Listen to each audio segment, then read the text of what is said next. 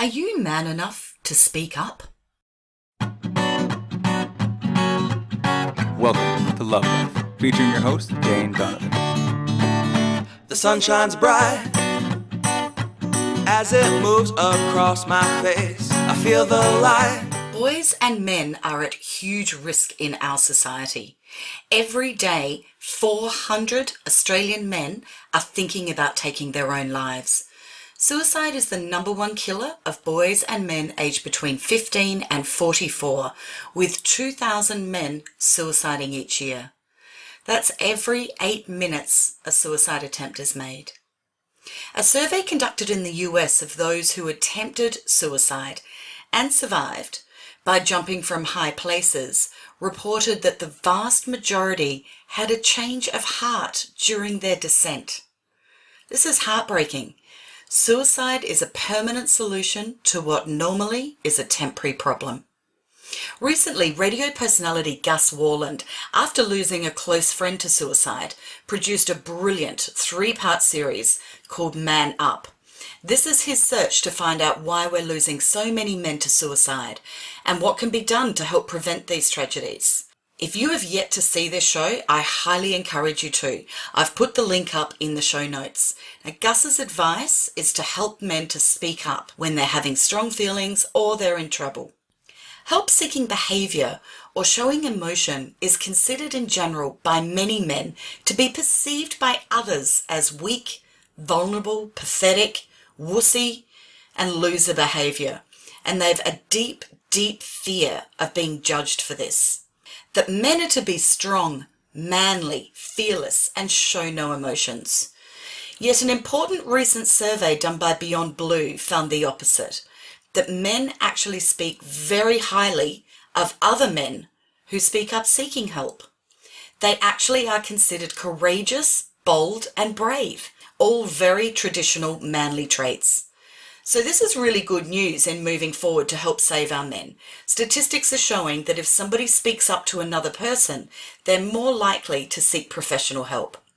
Therefore, I believe it's our job to get everybody talking, being comfortable with conversations about anxiety and depression, particularly in men, helping our men to feel safe and not judged to speak up. Rebecca Brown wrote a great article called What is the Divine Masculine, where she lists 3 behaviour columns. One is the divine masculine, the next the patriarchal masculine, and the last column, the extreme patriarchal masculine or shadow side. An example of this is somebody who's living in divine masculine energy is emotionally intelligent and expressive, open, flexible, heart-centered, holds his light as a man, always consults the feminine, equality and unity is important, accepts all others' truths. Now, somebody who's living in patriarchal masculine would suppress their emotions, has to prove he's a man, doesn't want to be seen as weak, blocks vulnerability, and somebody who's in shadow side would be emotionally explosive, violent, a power enforcer, and destroys the feminine.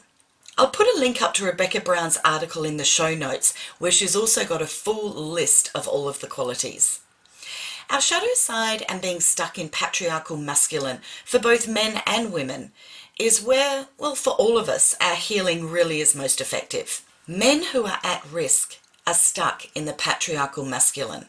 So how best can we guide, support, love and nurture men to move towards the divine masculine? What are the practical, everyday, real tools we can use to help make the change needed? These are not men who are going to jump on board easily into self-development. And yet, these are often the men in our lives we love, be it family members, friends, co-workers and neighbours.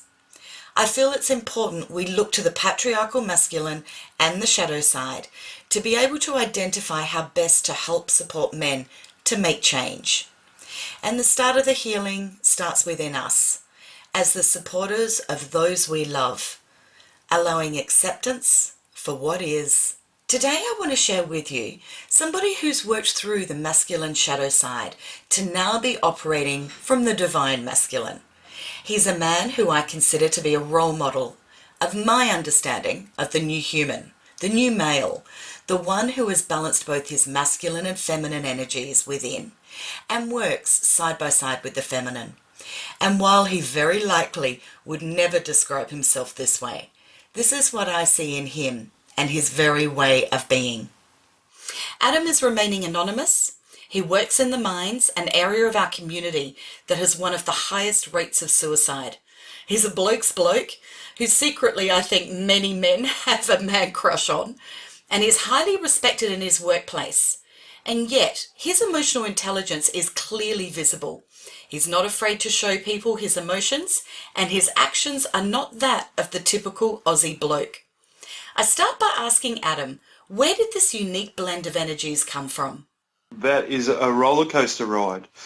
That is learning from experience through ups and downs and getting to a point where a knowledge and understanding that circumstances and things that occur in an individual's life are not a product of who they are.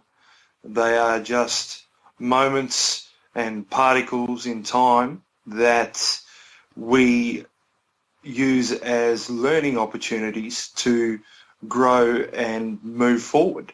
It's a scenario that probably was instilled in me in a young age, though as young men do, as young people do, have outside influences that really weigh heavily on them as they grow up, and the ability to find one's feet and find their place in the family unit, the society unit, the community unit, the world as a whole, and then really adapting and melding to those situations. So I believe that basis is something that has been a roller coaster ride and forever is a roller coaster ride, and it's about moving through those moments without judgment but using each moment as a learning experience. Men's health in Australia, well actually in the Western world, is really at crisis point in my opinion, and the statistics are horrendous of, we're losing so many men to suicide. We've got statistics off the charts of anxiety, of depression. And it really is the silent killer, isn't it? Because men are not speaking up about this, are they? No, for sure. I think there has been a significant shift in the conversation that has taken place, as you say, in Western society. That shift is a little bit different for men. For so long now, groups, minority groups, have been oppressed in different ways, and the male dominant, as you were talking about, the alpha male dominant society is shifting, and those vulnerabilities that have been pushed down over centuries and centuries that have led the male population to a place where they now believe in modern society that they are the breadwinner in the family. They need to be the strong, unemotional, strong force that is holding and binding everything together, leaves those vulnerabilities open in a way that is dangerous to each individual, because they're open in such a way because they've been pushed down for generation upon generation. And I do see a shift. And what I see with my work, which is in a male-dominated environment, which is mining, that there are conversations taking place within the groups, even though men do it currently in a different way. There's the jovial side of it, and literally, everybody takes the piss out of everybody else in how they go about it, but at least it's not pushed under the table anymore in the way that it used to be, that it is seen more so as a sign of vulnerability. Individuals that I've spoken about that are going through certain things at work I believe out of our group of 12, there's 2 young gentlemen that haven't been married yet, and out of the rest, there's only everybody else has been married, and there's only 3 marriages still going. And individuals see that circumstance within themselves as a failure, that they haven't been able to succeed in the one generational thing that has been set out for them. And it's a challenge, but that conversation is now, it's laid out, it's open, it's there for us to evolve and grow as men. So is this where, the deep sense of shame that men feel? I think women, to generalise dreadfully, women feel guilt, men feel shame. The shame of failure, of perceived failure within a marriage. So where that was once not spoken of, is that now spoken of like at the lunch table? It is a much more open conversation. There are still certain individuals and people, how they deal with different circumstances. I think what I see and what I feel in those circumstances are that individuals are much more willing to have that open conversation as other people within our group or within the community or circle are having that conversation as well. It's a more common topic to talk about. For instance, there was a situation at work where I had actually forgotten that a gentleman had a medical to go to, and it was around the Christmas period. And it was 8:30 in the morning, and he hadn't rocked up for startup. And I actually was that concerned that I called the camp to go and check the individual's room, because we were literally concerned as a group that the individual may have done himself harm. So those topics of conversation are becoming freer, even though, as I've mentioned before, the generational void that we still have to make up for, and that is ongoing battle, continues. I love that you're self-empowered enough to be able to go, you know what, I'm concerned about this guy, I'm going to go and check on him, without that fear of, oh, well, what will he think if he's fine? I'm going to look stupid, or whatever internal negative dialogue can go on in somebody's head. And I feel that, many of our listeners are the kind of people that can be bold enough to step up and be brave and go and check on that person, make the phone call, drive to their home, go to the office next door, or in your case where the people you work with are very isolated, go and get somebody to check on them in their room.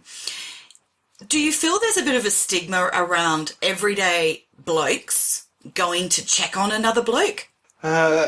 After that circumstance, and it followed on with another individual who's going through a marriage split right now as well. Yes, there is jokes and laughter and as I said before, taking the piss out of individuals with certain circumstances. But the situation is, we highlighted the fact in that room that there's an individual, a person within our group that is struggling, and that they may need some contact. And over the next period in time, there were several people that made contact with that individual. I think what happens is, unfortunately, and this is society as a whole, we label things, we label conditions, we label circumstances, individuals, and with that label comes a preconceived ideas about what may or may not eventuate with those labels, or what that entails. And if we can start dealing with circumstances as moments, as I was reflecting upon before, as just moments in time, whether they be good, bad or indifferent, at each moment will pass and we will move through, and we strip down situations to the barest essentials and really deal with them as they are there, then the stigma associated with people asking, are you okay, or following up, specifically men in this circumstance, it really does offer an opportunity to move forward as a collective group. I often feel too that when you want to start creating a space, I call it a sacred space, but when you want to start creating a space for another to be able to share their vulnerability, it's often easier, or to help create that space, is by sharing your own vulnerability first. So it's like, okay, well, you've got one on me, so now, feel free to share with me your stuff. Do you find that's a tactic that works well with men? I think recognising the fact that no two situations are the same is the most important. Acknowledging that you empathise with a circumstance but you have no concept of how that individual would be feeling is super important from my perspective. Because men generally from past experiences internalise their emotions and their life circumstances that they're finding challenging very well. It's an actual art form. It is an art form. It's something. How men do it. I get a bit jealous of that sometimes. Yeah, that's true. Look, it's something that I've had to learn to be able to express myself in a way that potentially I never thought was possible, and that really has only jumped forward for me in the last 8 to 10 years. But I really think that acknowledging the fact that you have little understanding of how that individual may be feeling at this point in time,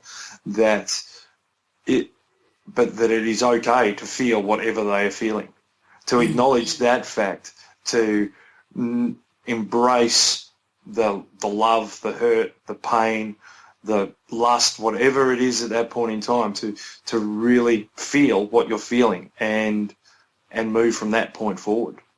So it's really watching that we're not making assumptions when we're wanting to be of support to another, and leaving all possibility of judgment or preconceived ideas at the door.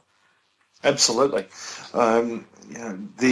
We've seen fantastic shifts in the world and the community and society as a whole with same-sex attracted people. Only back in the 1970s it was actually seen as a disease on the DSM-4 as to be same-sex attracted. Now, I believe what I see in the community is the acceptance of diversity and the diversity of emotion, and how men we are not pigeonholed into the space that we have over generations, and I believe that is the way forward. I want to ask Adam about the most important thing you think you can do when you witness somebody that is in distress, and however that looks. What is it that you do in that moment? It's a very, very individualistic question, and it really does revolve around whatever that situation may be. I'm going to give an example then. I'm going to interrupt and give an example, because your beautiful wife shared with me a story that brought me to tears, and I want our listeners to hear this. So please correct me if I have this story slightly wrong. I understand that one day you were waiting for a part of your team to turn up for work, and they didn't turn up. And you were concerned, so you went searching for them. And I believe you found him curled up in a ball in tears. And I was told that in that moment, you just went up to him. Now, I've got to share with you, Adam's 6'4" and a really big guy, fit and strong. You wrapped your whole body around this guy, and you just kept saying to him, I love you. I love you. I love you. Is that true? Yeah, well, it's as close enough to true as we can share on this podcast. So, yeah, that's absolutely right. This individual is absolutely distressed with a marriage breakup, and was embarrassed to be showing his emotions, to be seen in a vulnerable state. and basically, yeah, exactly as you described, it was a circumstance where I just felt at that point in time that person needed to know that it's okay, that he was still loved within the group, and it is okay to feel, and it is okay to show, and just let it out, because it's not for that individual at that point in time. It was a build-up of years and years and years of untapped emotional charge that hadn't been allowed to bubble and froth to the surface. In the telling of that story, I've got tears again, because I find this so unique, and I feel that the world, each individual person, most of us do not hear the words, I love you, or you matter, or I care deeply for you. You know, those really deep connective words are just not spoken enough, particularly to generalize, particularly within the male arena. And I just cannot imagine, well, actually I can imagine, which is where my tears are coming from, is to be on the receiving end of that. I want to move into how women can support men to not get to this point. How women can help men to heal their pains, their frustrations, the old-fashioned, antiquated role model of what a man is. How women can support their men to be the divine man, to be that man that is complete and full of love for self. How can women help men to start to really nurture and love themselves? It's a very, very difficult question to answer. I can once again only speak from personal experience, and my lovely wife, as you referred to before, beautiful wife, is open and non-judgmental. And I think that judgment is stripped when those labels are also stripped. The support mechanism to be there in an open dialogue to allow their partners, men that they are friends with, to allow open on conversations, and to actually be able to call them on what they think is bullshit. I think that's super important. That's super important. That recognising that these emotions aren't specifically denoted to the Y or X chromosome. That emotions and the way people feel, even though each circumstance is different, that when a woman feels that it is a bullshit scenario, that she actually calls her partner on that. And I think that's important. I do too, because I know I personally love it when my family or friends call me on my stuff. They are my teachers, my signposts, my mirrors. And I do really enjoy having people that I've empowered to feel safe to call me on my stuff, because I can be pretty strong and put up a good argument of a victim story at the best of times. So I'm always very grateful when people are going, you know what, that's actually your stuff and you need to deal with it. And I think that's very empowering. One of the things that I find interesting, there's been some great statistics around, I think Beyond Blue did the survey, and they got some really astounding statistics that if somebody talks to a friend or an acquaintance or anybody at all about the pain that they are in or the emotions that they are experiencing or whatever is going on for them, they are much more likely to seek professional help from that point forward. And I feel like the stories that you're sharing today and we're talking about, those statistics go hand in hand to really encourage people to open up the dialogue. It clearly seems to be what's missing and what can so easily be something that each of us can absolutely do. At what point do you think, though, it's none of your business? You know, is it none of your business, or are we going into warrior person wanting to save the day? The point where it's none of your business is when the individual tells you that. and it's about moving from the egocentric space. It's not about helping a person, because you can't do that.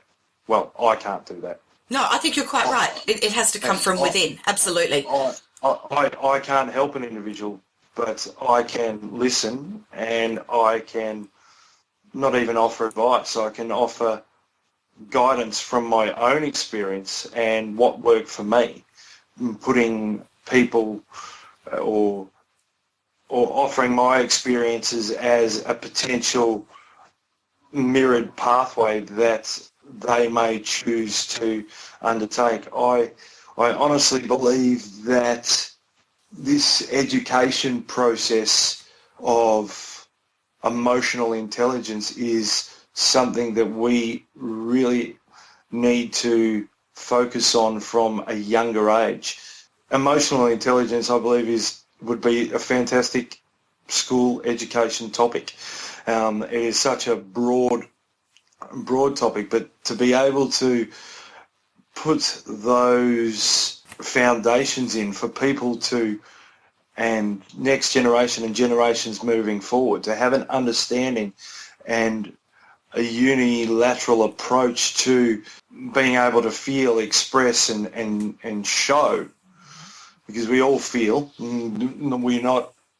we don't all express and we don't all show those emotions, but to be able to have that base knowledge of that would be a fantastic stepping stone for the future. Self-respect will then lead to respect for others and each individual circumstance. Unfortunately, where we've come and what we see around the world, we are always looking to point the finger of blame somewhere, whether that be a marriage that is not continuing, whether that be a job that a person is stuck in and feels as if they are consumed or drowning in that position, whether it be an education that something has happened in the past and things haven't worked out to the level that a man or a woman for that case wants to. We continuously, as a group of people, as humanity, we are looking to point the finger of blame, and I believe that we need to remove that. We need to go back to understand. It's an understanding without portioning blame.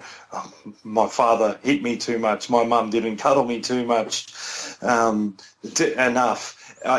Removing the pointing of the fingers or trying to pinpoint an origin of blame at a particular reason is a wonderful way to step forward, and we just look for those opportunities as stepping stones of knowledge. Do you feel the way to do that is through finding the gifts in every opportunity, that whether it's the self-awareness, the self-acceptance, so changing it from the victim story to a victor story of, I don't know, if we use my father hit me too much as a child, it would be, I am the person I am today because of the experiences I've had. I would change nothing because I am proud, or I'm happy, or I love, or I accept the person that I am today. Absolutely. In a roundabout sort of way, I still believe that they are just moments in time, that the events of the past they have a portion and create who you are at this very moment. But if you as an individual, or as I as an individual, strip bare the moment that is now and are just present in each and every moment, then you are consciously aware in that situation of everything that's going on. You are not bringing in prejudices of the past or bias of what may be you believe to be a preconceived outcome. To be present in each and every moment and enjoy. It's not even about doing your best in that circumstance. Just enjoy the moment that you are currently in. Then I believe we will move forward, and I will move forward as an individual if I do that over and over again. You are very good at doing that. I applaud you with how in the now moment you consistently appear to be. So it's really getting rid of the story and just being present. I am here. I am present.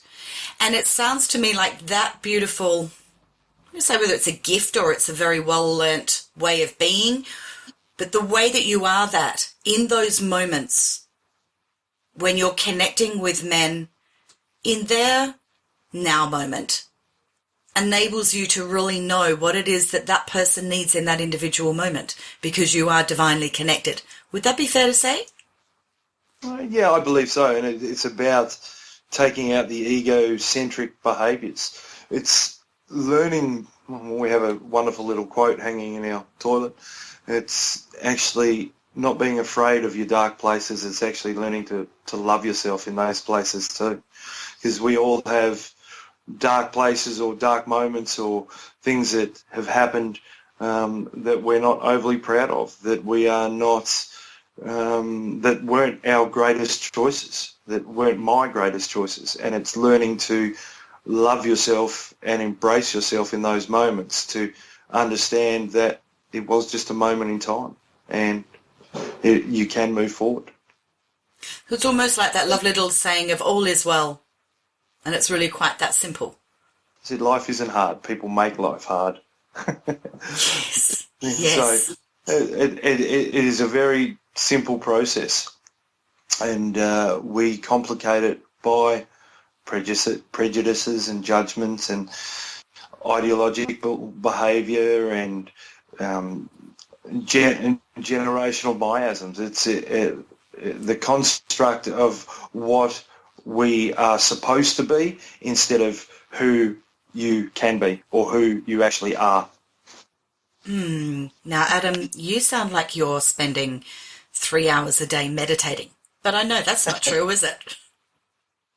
No, not in the traditional sense, but meditation, and it's not something that I've practiced myself, but really meditation is each moment that you have a thought to yourself or time to process what has been going on for me is a meditative state. You also have an ability to not kind of get caught up in time drama, do you? I feel like this goes hand in hand with your gift of being very present. Is time an illusion to you? Time is endless. So how can you measure anything that is endless or totally abundant, that is infinite? Time is just moments, particles and waves that we either sit in, move through, or are forever chasing. And it depends on your perspective or your point of relativity for time. So you sitting in time rather than moving through or chasing it is perhaps part of the key to your ability to be able to stay focused in the here and the now and being 100% present. Would that be right? For me, that works. For me, that works. There, obviously, we are bound by certain constrictions in time, picking the kids up from school at X o'clock, or being at this appointment, or having to be at work at this time and finishing at this time. But they are all, it is all relative to a situation. And that also reminds me of something that I believe Beyond Blue also found in this same survey of men, is that it's an internal illusion that men have that it's not cool or not acceptable to speak up. And yet in this survey, it was very clear that when men are speaking out about their own situations, other men rank them very, very highly for having done so. So it's like the bro code is actually saying, quietly, they're saying, men who speak up, I really admire. Honesty to self, for me, as a gambling addict as well, who has done rehab for that particular addiction, along with numerous others, honesty to self is the greatest weight lifting experience that you can potentially have, that I could potentially have. When circumstances we're going to the pub or we're having a bet, and I just go, no, I can't, I'm a gambling addict. The freedom to be able to express my truth in those circumstances is awesome, because it's just laying it out there straight away. And to be able to do that on an emotional level, I can see why the Beyond Blue survey has recognised that, or men who have done that survey have acknowledged that other people are literally just speaking their truth, saying, I have hurt, I have been in pain, I have struggled with anxiety, I have struggled with depression, I am not going so well at work. The honesty in that moment for me is the lifting of the weight off the shoulders, because that is the point where you are starting to be truthful to yourself, and everything then is on the line and open, and for everybody to see that opportunities and healing can present itself. Honesty, wow, it is that, isn't it? It's being real with yourself. Yeah, absolutely. And it's to be able to lay things out there honestly. You are exposing yourself in a way that, as a male, that society, that I don't feel society fully accepts yet. But as more and more individual men do that, the group effect, the momentum that will gain will be unstoppable. And to move forward over it's taken centuries upon centuries of time to have us in this point. So to undo it, it will take an immense amount of time as well. But to be able to be honest in each and every situation that deems it to be necessary with yourself is, it's the stepping stones for the future. It's the exact reason that I'm so excited to have this conversation with you today, and exactly why I wanted to do this particular podcast. So, Adam, you talked about having addictions. How hard was it for you to get honest about that initially?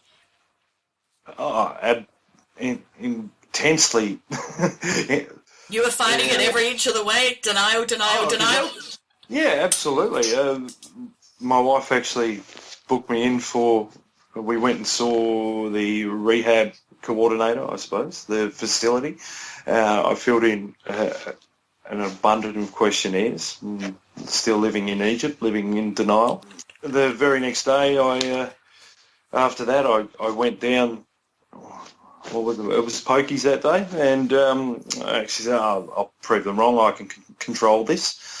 And I took out $100 or whatever. I said, I'll put that in and then that'll be done. And when I'm done, I'll just walk away. And it was about 2 hours and $2,000 later that I've gone, okay, that's it. Right. That was the point at which the epiphany happened. So you had to test yourself, really. Because you were in denial, you were testing yourself going, no, see, I can do this. And you probably in that moment fully did expect to walk out when $100 was done. Yeah, absolutely. And 2 hours, $2,000 later, and well, no, I can't. So I quit my job and went into rehab, I think, on the Monday. How hard was it going into rehab?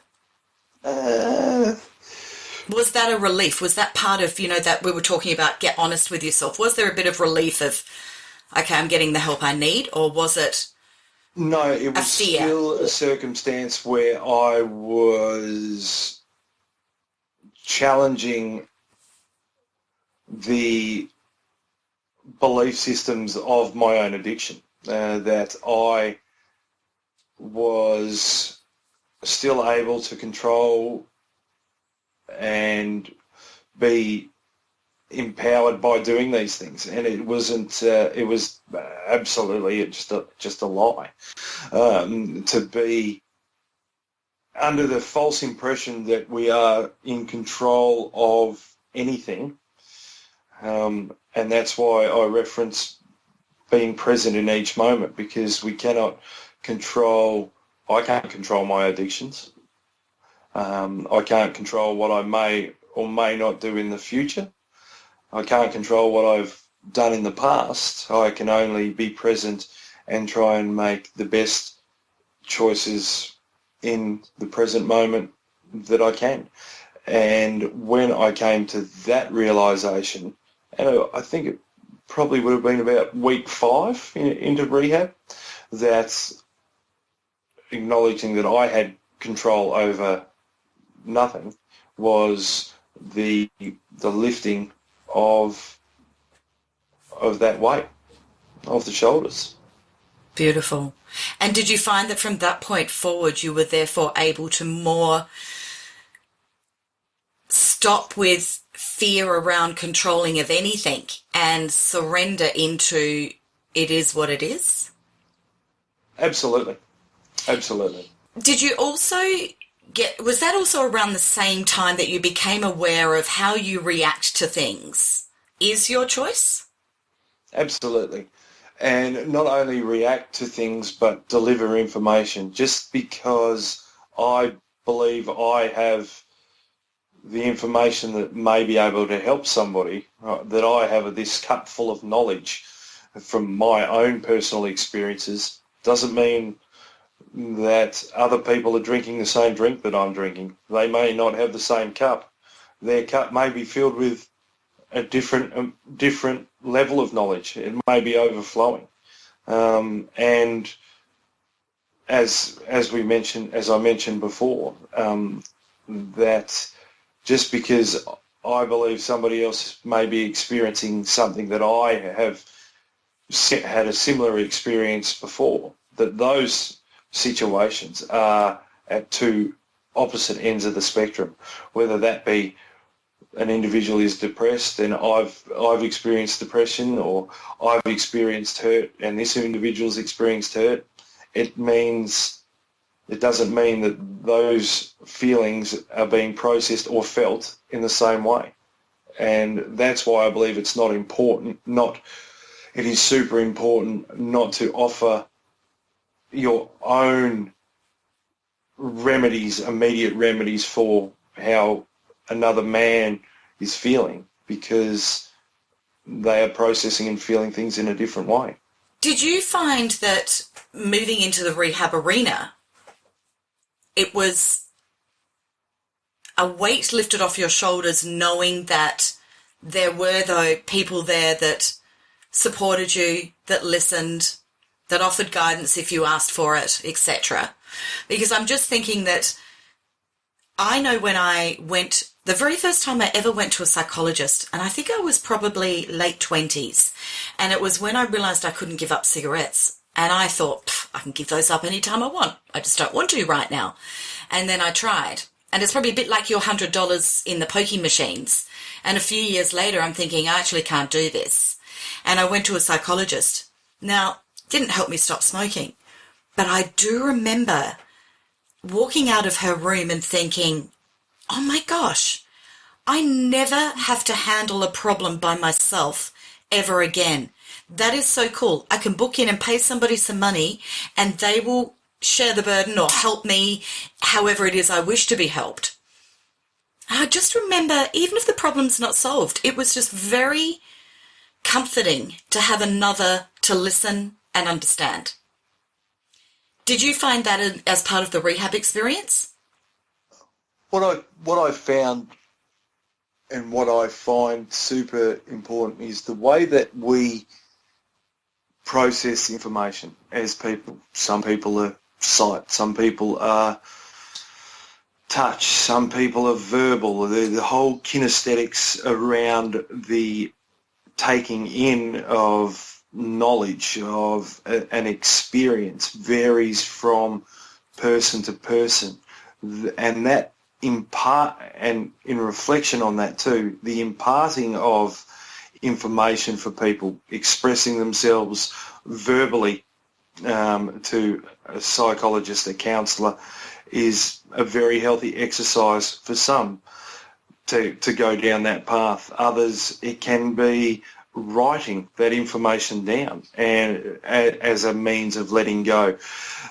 It's not only the way that we process knowledge and information and pain and hurt, it's also the whole spectrum of how we can dispel or ease that burden with a collection of other people, whether it be counsellors, psychologists, friends, family, that there is a vast array of mechanisms that we as people, that I as an individual can use because to ease that load.